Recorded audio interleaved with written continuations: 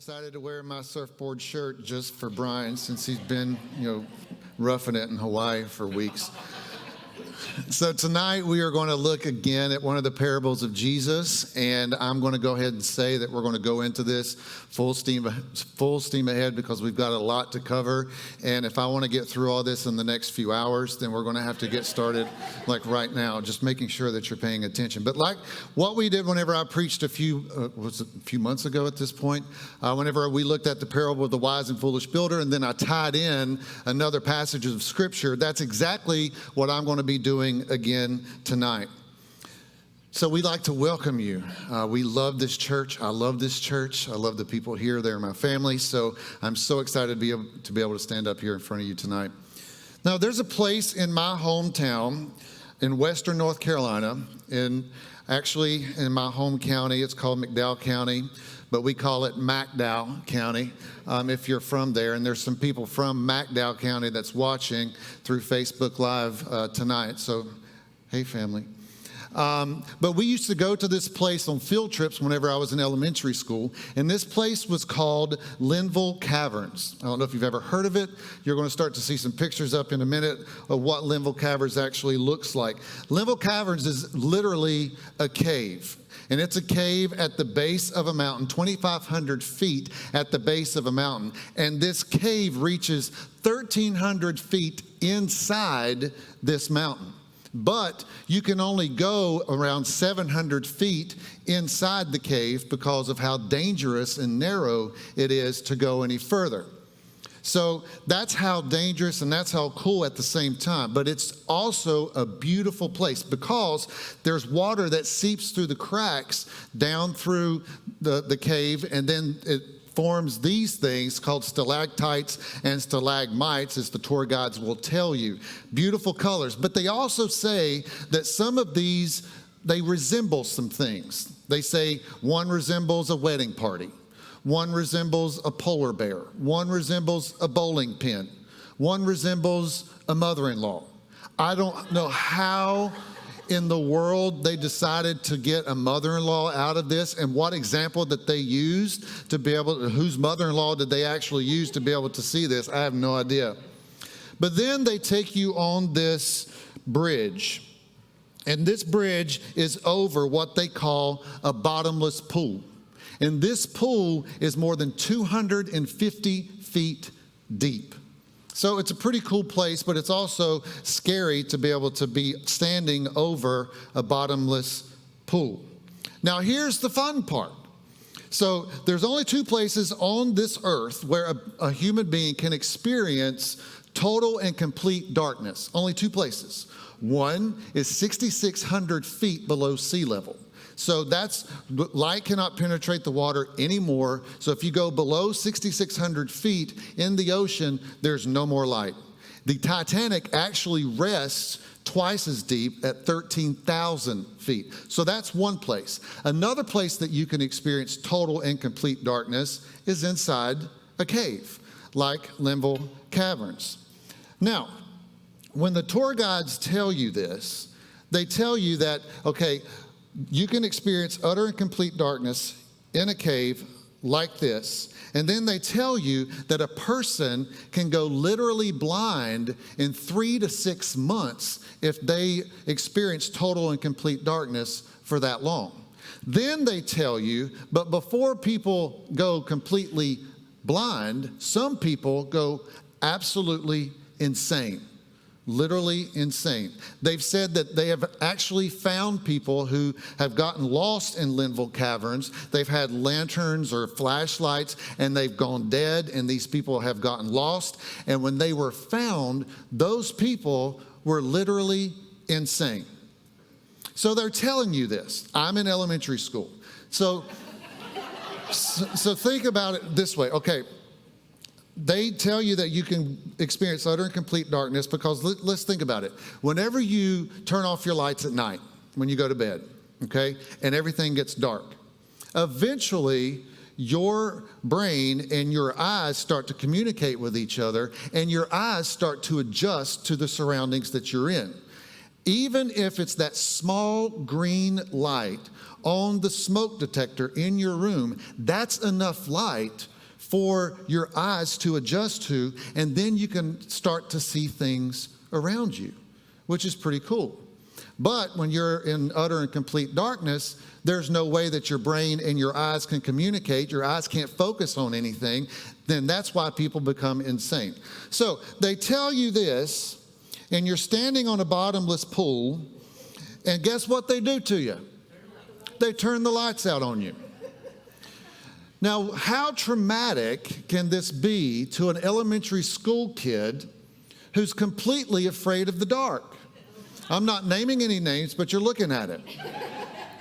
So here is this elementary school kid standing in complete darkness, and they take it further. They wait a few minutes, and then they say, now try waving your hand in front of your face to see if you can see anything. So I'm standing there thinking, I'm going to go blind. I'm going to go insane. I'm going to get lost. I'm never going to get out of here. I'm standing over a bottomless pool. And so right before I start to panic, they turn the lights back on. Thank God. Now, why am I telling you this? Well, we're going to jump into one of the parables that Jesus taught his disciples, and you're going to start to see where I'm going to go with this. This parable is found in Matthew chapter 5, verses 14 through 16, and you'll see that on the slide. It's a pretty short parable, but it carries with it a pretty big meaning behind it. Jesus says, "You are the light of the world. A town built on a hill cannot be hidden. Neither do people light a lamp and put it under a bowl. Instead, they put it on its stand, and it gives light to everyone in the house. In the same way, let your light shine before others, that they may see your good deeds and glorify your Father in heaven." Pretty self-explanatory, right? Well, I've heard so many sermons preached on this very parable, and some people make this more complicated than what it really should be. Some preachers examine the light, and some preachers want to know how many lumens the light has, and if it's an LED bulb or a soft white or a bright light bulb. Just making sure you're paying attention. They didn't have light bulbs back then. Okay, just making sure. But that's not the direction that I want to go with this. You know, Jesus was telling his disciples then, and I believe is telling us now, one overarching theme. And it's pretty simple. He says, let your light shine.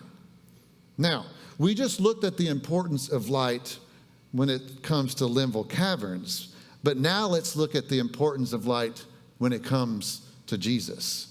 You know, the word light is mentioned more than 270 times in the Bible. And most of those times, it references either God, Jesus, angels, or us, his followers. But sometimes our lights go dim. Sometimes we hide our lights, and our lights become hidden for one reason or another.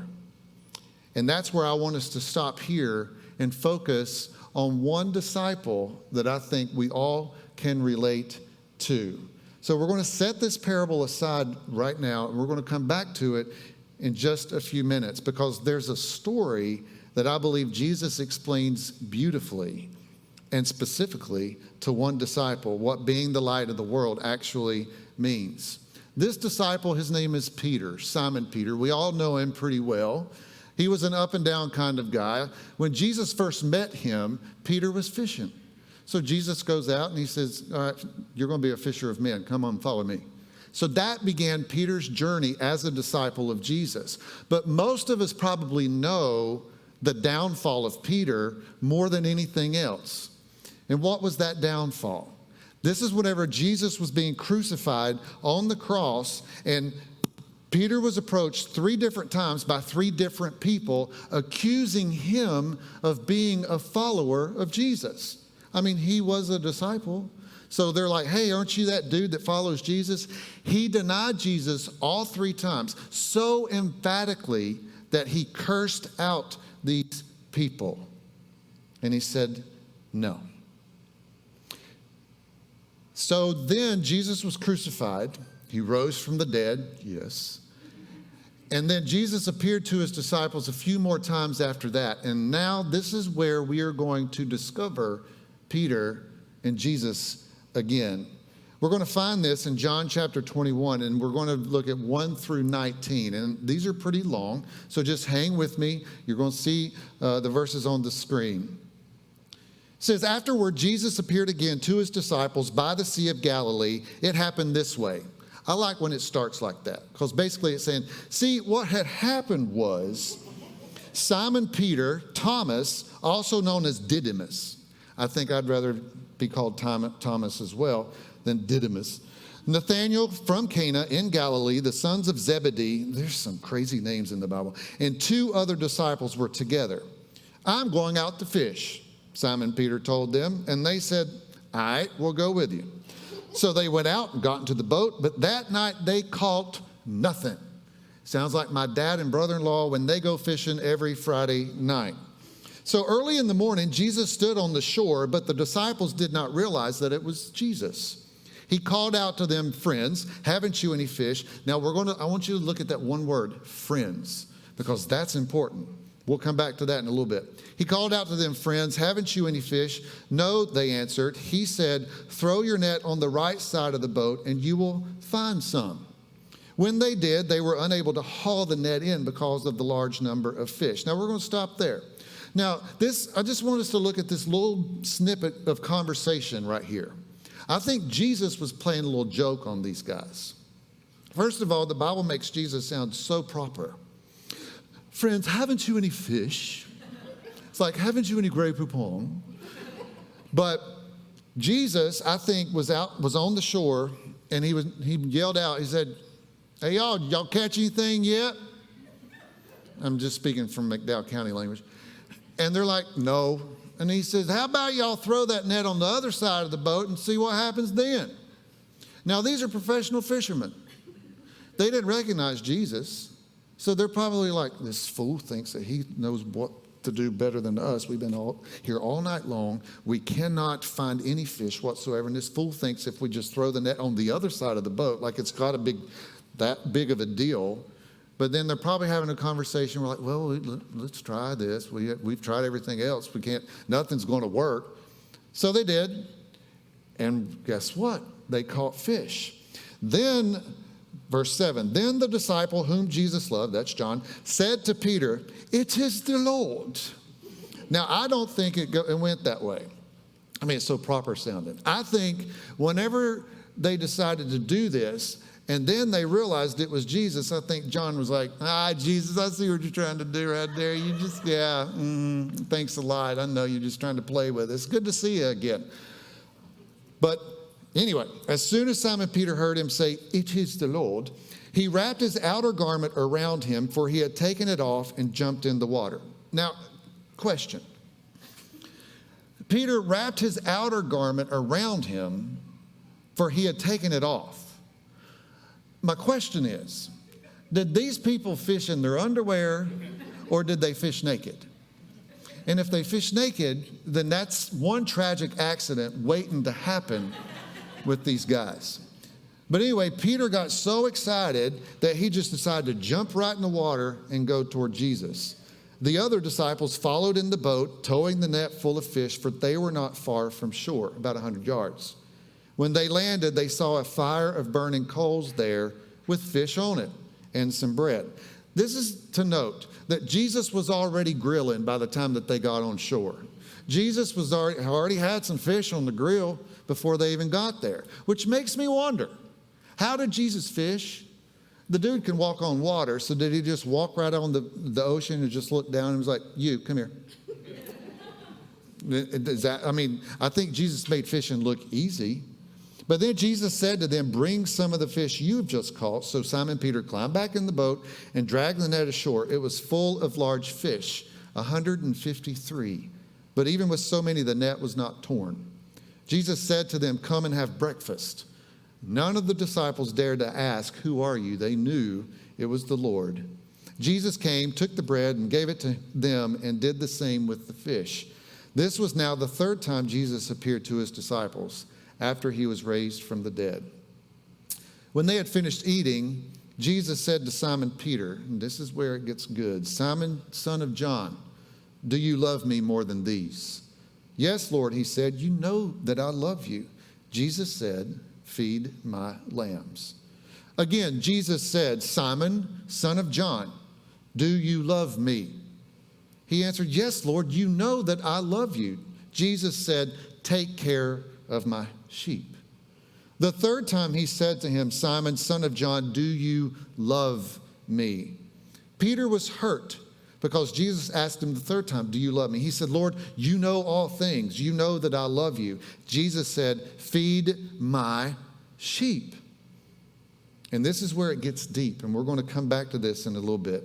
Jesus says, very truly, I tell you, when you were younger, you dressed yourself and went where you wanted. But when you are old, you will stretch out your hands, and someone else will dress you and lead you where you do not want to go. Jesus said this to indicate the kind of death by which Peter would glorify God. Then he said to him, follow me. So why are we studying this passage when the word light isn't even mentioned in it at all? Because of how Jesus displays that light. What does that mean? Well, John chapter 8, verse 12 says this. When Jesus spoke again to the people, he said, I am the light of the world.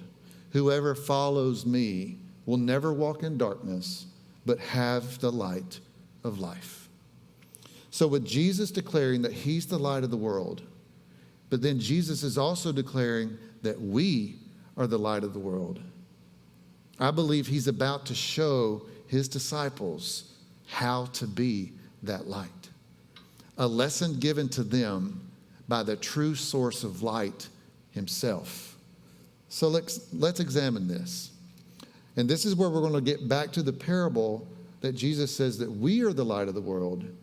And we're going to look at the story that we just read. Because let your light shine means several different things in the parable and in this teaching. Number one, shining your light involves intimacy. Now, I'm not talking about physical intimacy. You know, there's a way to shine your light if you are the light of the world. I'm talking about the kind of intimacy where you sit down and you truly get to know somebody. You know, Jesus showed his disciples in the story that we just read exactly what that means. First of all, Jesus had just been crucified and just rose from the dead. And then second of all, he came looking for his disciples. Third, what did he call them? Friends. Jesus calls us friends. Let that sink in. He died for us, and he calls us friends. And then guess what he does? He cooks some breakfast. Now, having a meal with somebody can be an intimate time because you talk. You get to know somebody, their past, their future aspirations, their fears. There's a conversation happening with people. But how many times does the church just dismiss people without even having a conversation with them, without looking a person in the eye and talking to them, without listening to them? There's a way to shine your light. Now, where's Matthew? Where's he at? Way back there. Great. All right, Matthew. Let's just say all of these lights are out, and I need Matthew to find me. Now, everybody's been asking what I've been doing with this. So just picture this in your mind, okay? All the lights are out. Matthew needs to come toward me. A lot of people, if they need to be found, will shine a light straight up in the air, okay? That way, Matthew can walk toward me, okay? And so here he comes. That's great. Come on, Matthew. Because I can provide light in straight up in the direction that Matthew needs to walk toward. Now that Matthew is with me, let's just say that everything is dark, and Matthew and I need to go somewhere. I have the flashlight. Am I going to put Matthew in front of me? We don't know where we're going. Do you know where you're going? No. Okay. And is this helping? No, not really. No, not really? Okay. So that's not going to work. There's a way to shine your light. Okay, Matthew, come back. So I had the light. It's completely dark. So the way for Matthew to be able to see where he's going is for Matthew to either stand beside me or stand behind me, because I will shine the light. But there's another way that you really don't need to shine your light, and that's this way. And I picked Matthew because I knew Matthew would not punch me in the face by doing this. So only thing Matthew can see now are spots. So that's not the way that you shine your light either. Thank you, Matthew. That's all I needed, but you're awesome. I love this kid, by the way. Now, why did I just do this? Because there's a way that we are to shine our light, and Jesus just showed us that way by being intimate with his disciples. But if you just shove the light in somebody's face, that's not going to provide any direction at all. Let me give you an example. This happened quite a few years ago to me. This is way before COVID.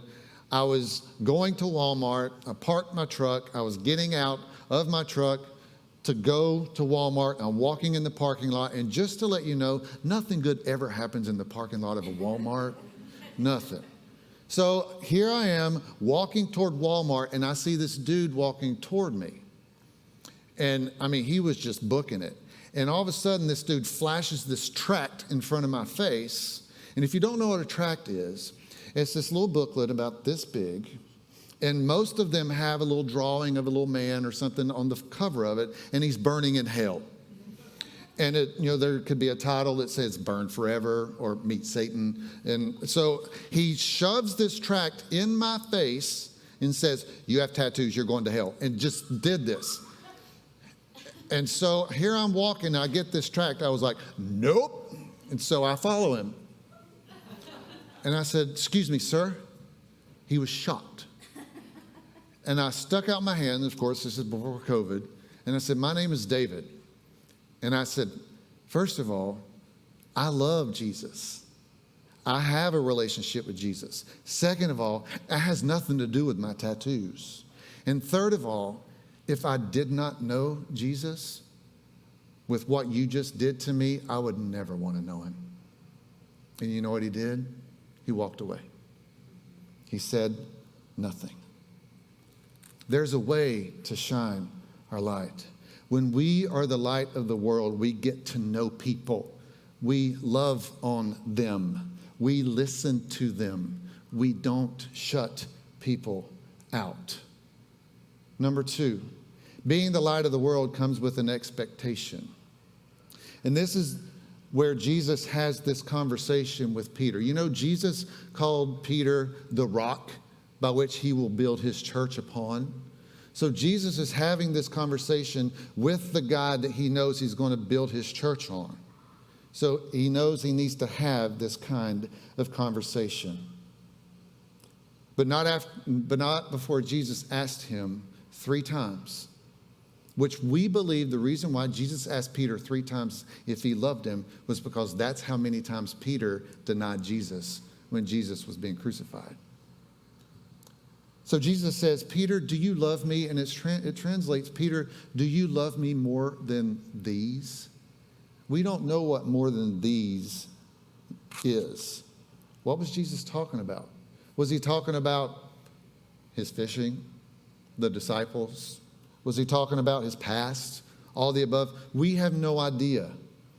And every time Peter answered, "Of course, Jesus, you know that I love you."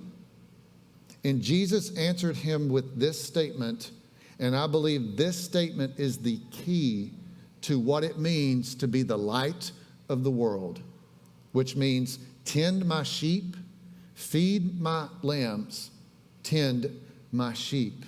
Peter, okay, cool, you love me, all right?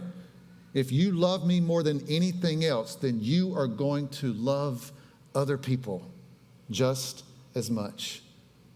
You want to be the light of the world? You don't want to hide your light under a bushel that the parable just read? Then Jesus makes it clear in John chapter 13, verse 35. Jesus says, "By this all people will know that you are my disciples if you have love for one another." Tend my sheep means to shepherd others. Tend my sheep means to point them to Jesus. Tend my sheep means to nurture them, take care of them, feed them, clothe them, lead them to the love of Jesus. You know, I've heard this quote before. While some people think Gandhi said it, some people don't believe he said this, but regardless of who said this, the meaning behind it is profound. It says, I like your Christ. I do not like your Christians. Your Christians are so unlike your Christ. You know, when you love people the way that Jesus loved people, people are going to be upset about it. Church people are going to be upset about it. And most of those people will mistreat you in the name of God. You know, I heard someone say once that how rarely do people do as evil things as when they think they're doing it in the name of God. And that brings me to the third and last point. There's a cost involved when it comes to being a light. Jesus says that we are a city on a hill. And if we are a city on a hill, cities on a hill are prone to become targets. So Jesus had a heavy conversation with Peter while they ate breakfast. And let's review what he told him. Jesus says, I tell you, when you were younger, you dressed yourself and went where you wanted. But when you are old, you will stretch out your hands and someone else will dress you and lead you where you do not want to go.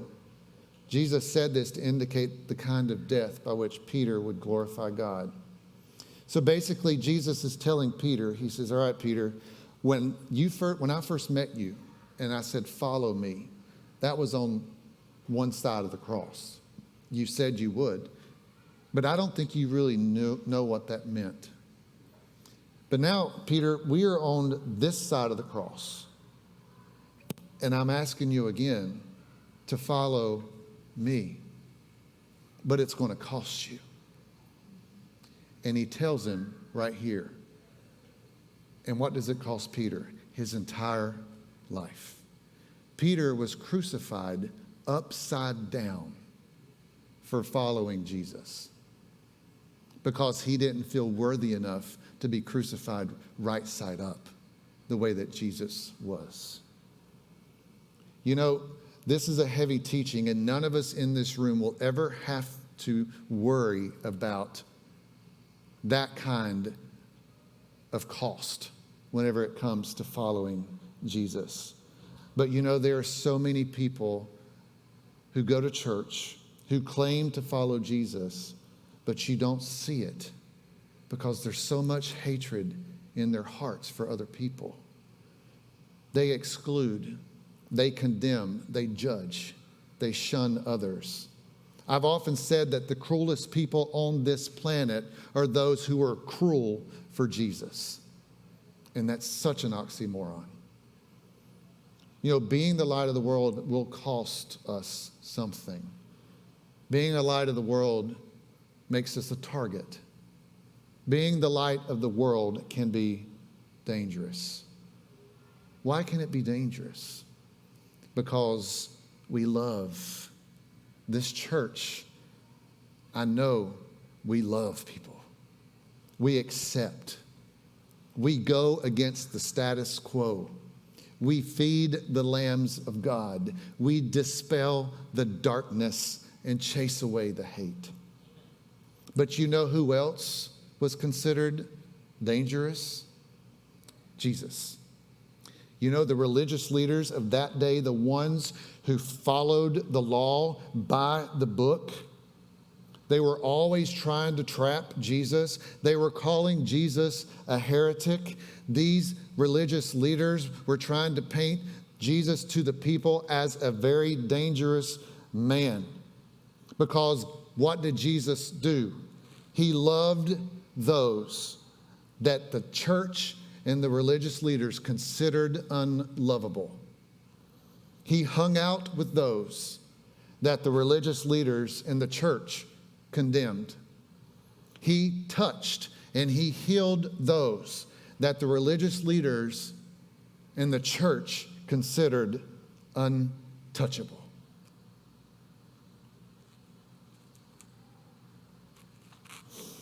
They thought that he was so dangerous that they set a known criminal free, Barabbas. They tried him and they executed him. But guess what? It didn't stop there. Because our Jesus may have been executed on the cross, but 3 days later, he rose from the dead. And he's telling us to be the light of the world. You know, I want our inclusion in our love of others here at Refuge.Church to baffle the church in the world around us. Because I want us to shine our light the way that Jesus intended for us to do it. So let's review. Shining our light involves intimacy, comes with an expectation, comes with a cost. Being the light of the world can mean life or death to those around us. I'm going to close with this story, and I heard that it was a true story, and it's a story of an Olympic diver. And this Olympic diver was a follower of Jesus. But he was so downtrodden because he had gotten so much hate from people. People were giving him negative comment after negative comment, and he was just so burdened. So he decided to go to his favorite place and practice his dives. But he loved to practice his dives in this place because he practices at night, and it's an indoor pool. So he practices in the dark. And the only way that he can see just a little bit is the roof had a glass ceiling on it. So there was just enough light coming in that he could see a little bit. But see, Olympic divers, most of them like to practice like that because it's all about timing. And they don't have to look at the surroundings with them. So here, this Olympic diver, he gets up on the high dive and he gets his back like this, and he's getting ready to do his back flip. And he stretches out his arms to get ready. And the moon is shining from the ceiling, the glass ceiling in, and he sees a reflection on the wall of what? A cross. So that reminded him of the love of Jesus, that he died for him. And all of a sudden, those negative comments and all the hate that he had been getting were going away. And this Olympic diver kneels down on the high dive and just prays and just has a little worship time on the high dive. Then he gets back up and he gets his stance ready to go again. And just before he starts to dive, he hears, "Stop." And he was like, okay. And then the Olympic diver can barely see in the distance somebody standing there. And then he hears, "Don't move." And it was the janitor. And the janitor runs on and flips on the light, and the Olympic diver looks down, and the pool had been drained that day. He was about to dive to his death. Being the light of the world can point to people to the cross and to the love of Jesus. And being the light of the world can mean life or death to those around us. As the worship team comes up, we're going to pray. Some of you in here tonight may be experiencing just what that Olympic diver was experiencing. Maybe you have had your light hidden for one reason or another. Maybe you've had other people try to dim your light. Maybe you've received hate from those people who claim to know God. And I want us to remember the fact that the true source of light came looking for us, and he calls us friends. Let's pray. Father, we thank you so much for your teachings.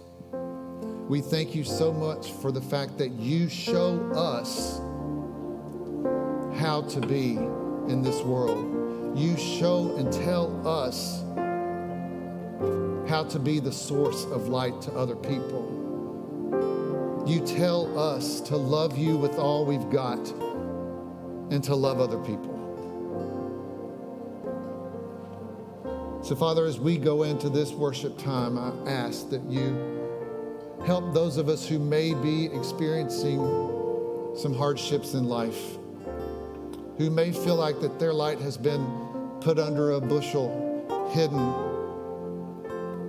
Maybe they feel like they've been shunned or condemned or judged by those who claim to know you. God, I ask that you just wrap your love around them and let them know how much you love them. In Jesus' name.